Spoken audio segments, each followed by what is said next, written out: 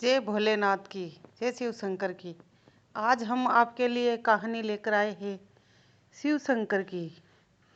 तो हमारे चैनल को लाइक, सब्सक्राइब, कमेंट और शेयर ज़रूर कर देना, क्योंकि और भी सुने इसलिए।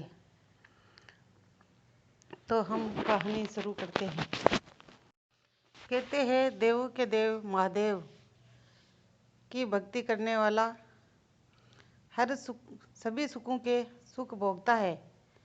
हर मनुष्य की सभी इच्छाएं पूरी होती है।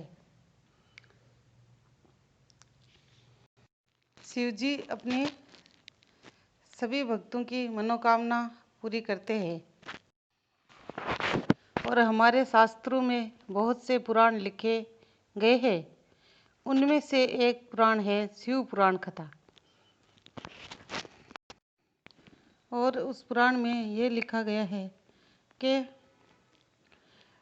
नित्य शिवलिंग की पूजा करने से मनुष्य का हर दुख से लड़ने की शक्ति होती है।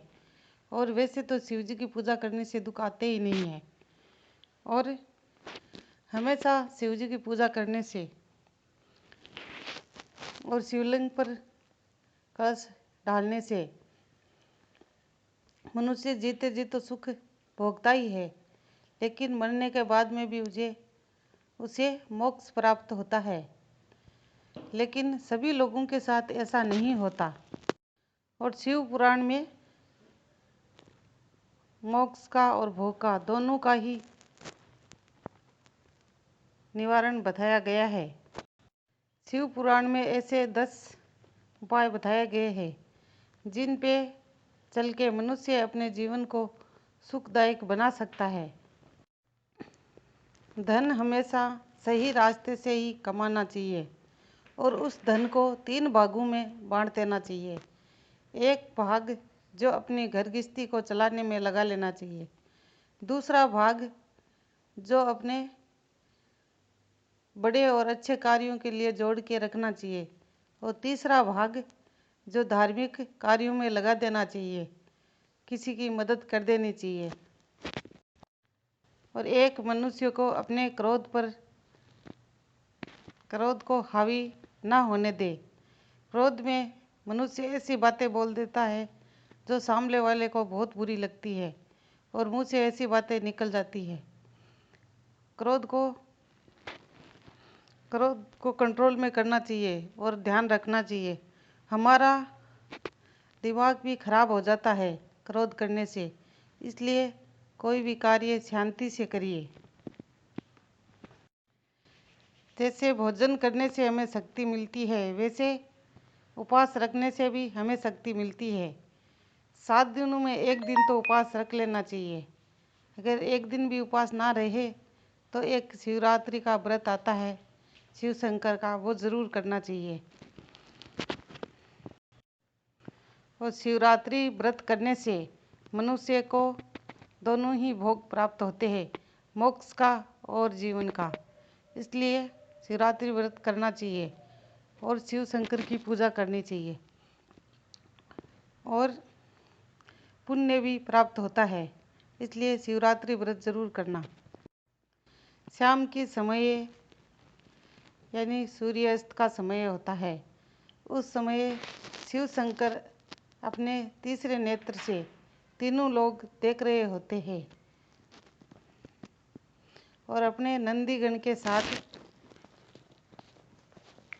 तीनों लोगों में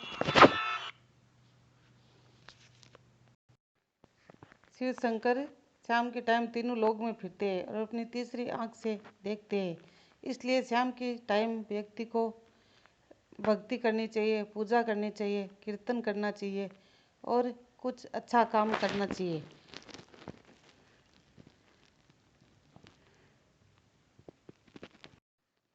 संध्या काल में कोई अगर व्यक्ति गुस्सा करता है, झगड़ा करता है और गलत वचन बोलता है तो वो व्यक्ति पाप का भागीदार होता है। और हम सबको हमेशा सत्य बोलना चाहिए और सत्य का ही साथ देना चाहिए। जो झूठ बोलता है वो आदमी डरा हुआ सा रहता है, जो सत्य बोलता है वो आदमी सही रहता है। इसलिए हमेशा सत्य ही बोलना चाहिए और सत्य का ही साथ देना चाहिए। झूठ का साथ देने वाला भी पापी होता है। और हमेशा ही हर व्यक्ति को अपने काम पर ध्यान देना चाहिए, ना कि आने वाले समय पर उसके बारे में सोचना चाहिए। कर्म करोगे तो फल अच्छा ही मिलेगा और मेहनत करोगे तो रंग अच्छा ही लाएगी। और हमें अलग अलग चीज़ों की जो हम आशा रखते हैं, बिन फालतू चीज़ों की वो आशा हमें नहीं करनी चाहिए। हमें जो सही चीज़ें हैं उनके बारे में सोचना चाहिए, उनकी आशा करनी चाहिए। वो हमारी पूर्ति भगवान जरूर करते हैं, लेकिन हम फालतू चीज़ों के बारे में सोचते हैं। हर व्यक्ति को, हर मनुष्य को मोह का त्याग कर देना चाहिए, क्योंकि हर मनुष्य को किसी न किसी वस्तु से लगाव होता है और उसी लगाव के चलते वो अपना कार्य सही ढंग से नहीं कर पाता और इतने मोह में फंस गया है मनुष्य कि उसे मोह के सिवा कुछ दिखाई ही नहीं देता। लालची होता जा रहा है इंसान। अपनी सोच को सकारात्मक ही रखिए, अच्छी सोच रखिए। अच्छी सोच रखने से हर मनुष्य के साथ अच्छा ही होता है। मनुष्य को अपनी ईर्ष्या, नफरत ये सब छोड़नी चाहिए।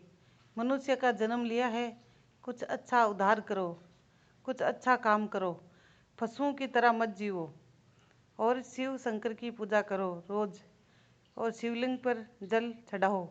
इससे आपका अच्छा ही होगा और आप अच्छा मन रखो। अच्छा मन रखने से इंसान के साथ अच्छा ही होता है।